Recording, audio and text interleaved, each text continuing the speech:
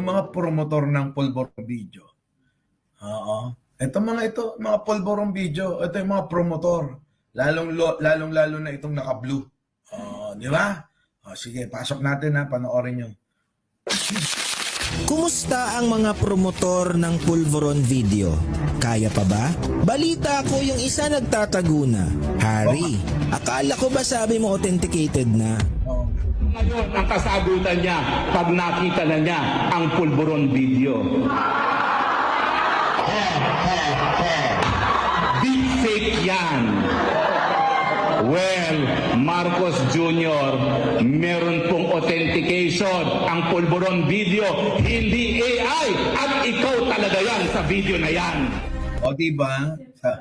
Sabi ni Luz Garcia, buti naman aminado ka. Buti nga kami nagsasabi ng totoo. Yan ang kaibahan ninyo. Kami, nagsasabi kami ng totoo. Pero kayo, fake news kayo tulad nito.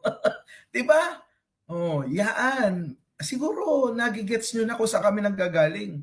Nanggagaling kami sa katotohanan. Hindi kami nanggagaling sa fake news ninyo tulad nitong bidyong pinaniwalaan ninyo. Di ba? Kinain ninyo, sinubo sa inyo ni Roque. Magkaiba yun. So, dito mo na makikita ng mga tao na talagang may hina ulo nyo. Pero mo kami, nagsasabi kami ng totoo eh. Kayo naniniwala kayo saan? Sa fake news video, naniwala kayo? Anong klaseng pag-iisip meron kayo? Di ba? Alam nyo na. Sige, tuloy natin to. Bakit iba ata ang naririnig ko lately? Parang si Bato ka rin pala, naniniwala sa balbala ni Morales at Maharlika. Senador na naniniwala sa paandar ng isang komedyanteng kalbo, isipin Parang parang kayo, di ba? Nasaan si Luz Garcia. Narinig mo? Naniniwala kayo sa ganyan? Kami hindi. Balanse kami. Kahit na sino pa yan, kahit sinusuportan namin si Pangulo, pagtutol kami doon sa nakikita namin na hindi magiging okay. Magsasalita kami. Kayo, inuuto na kayo, tinataniman na kayo, sinusubuan na kayo ng etchas, kain pa rin kayo ng kain. Di ba? Hindi pwedeng ganun mga kababayan. Ang nakasaalang-alang yung ating kinabukasan. Hindi na tayo mga matatanda. Yun na lang, yung mga susunod na henerasyon. Paano sila? Dapat lumalaban tayo para sa tama, di ba? Yun naman ang gusto ng lahat, di ba? Pero kayo hindi. Basta lang. Alam nyong makakasira sa taong ayaw ninyo. Kahit na fake news, kahit na mali, sige lang kayo ng sige ng kain. Ano yun? Anong klaseng pag-iisip yun? Tulad nito, ano sabi nila?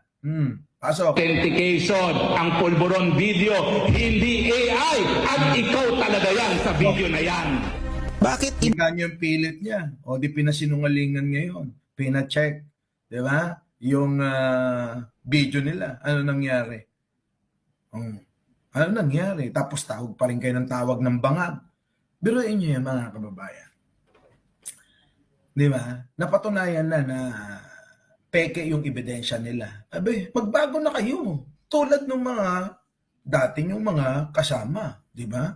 Tulad nila Mami Pebbles, nila Ellie, at iba pa. Baka mamaya, pati si Maharlika. Mamaya, tatalakayin ko yan, ha? Tatalakayin ko yan, si Maharlika. ba ata ang naririnig ko lately? Parang si Bato ka rin pala, naniniwala sa balbala ni Morales at Maharlika. Senador na naniniwala sa paandar ng isang komedyanteng kalbo, isipin mo, authentic daw ang dokumento dahil may punch hole? OMG, ano ba ang nangyayari? Ganyan nangyayari sa kanila. Biruin mo, pinaniwalaan pati yung dalawang butas, authentic daw yun dahil may dalawang butas. Siyempre, sabi ng idol nila. Dahil idol nila, tuloy-tuloy lang sila. Kain lang sila ng kain. Di ba? Ganon ang gagawin ng mga yan. Paano? Hindi na sila mag-iisip. Kasi umaasa na lang sila kung ano yung sasabihin ng mga iniidolo nila at hinahangaan nila na politiko. Di ba? Ganon mga DDS kasi. Buti na lang yung iba, naliliwanagan na. At buti pa yung mas malapit doon sa mga amot, mga hinahangaan nilang politiko, aba yun ang nauuna na makaunawa ng kung ano yung totoong nangyayari. Kaya ngayon, halos lahat sila nagbabaliktaran na. Kita nyo mga kababayan, malayo, di ba? Magkaiba. At ito namang isa, premyadong abogado na nagpakalat ng peking video para magkagulo ang gobyerno? Naku, sedition ba ang tawag doon, attorney? Naaalala ko tuloy si Bato noong nagpatawag ng hearing sa Senado. Hindi ko alam kung anong batas ang gustong mabuo. Pero bandang huli, wala, bayan ang kawawa. Gumastos lang sa hearing gamit ang pera ng bayan para lang bigyan ng entablado ang witness na convicted sa kasong perjury o pagsisinungaling. Ang cool, di ba? Convicted sa perjury, tapos si senator binibigyan ng credibility.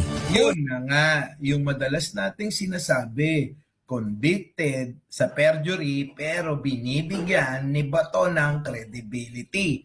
Isama mo na yung mga DDS na mga mahihina ang kukote. O, di ba? Ganda ng rhyme, di ba? Tuloy. Only in the Philippines yan. Kaya very proud ako sa mga politiko natin dito. Alam niyo ba na ang Pilipinas ang isa sa pinakamaraming bilang ng bulag sa mundo? Ayaw mo maniwala? Ayaw nyo maniwala? Abay manalamin kayong mga DDS kayo para makita nyo na kayo bulag mismo. Gets nyo? Hindi nyo mag-gets kasi mahihina ulo nyo. Dapat kumain kayo o uminom kayo ng Promil. Di ba? Para maging Promil kid kayo ng ina nyo. Tuloy. Sige ganito, bilangin mo ang kaibigan, kapitbahay at mga kamag-anak mong bulag sa katotohanan. Yung patuloy na nagpapagoyo sa mga yabang at paayuda ng mga politiko. Nakakatuwa ang sirkus ng mga politiko sa bansang ito. Di ko na tuloy malaman kung sino ba ang totoong demonyo. Minsan tuloy gusto ko na maniwala kay Harry na wala talagang matino dito sa ating country. Take it away, attorney. Hindi na po ito laban ng Duterte at Marcos. Ang laban po ngayon ay puwersa ng kadiliman laban sa puwersa ng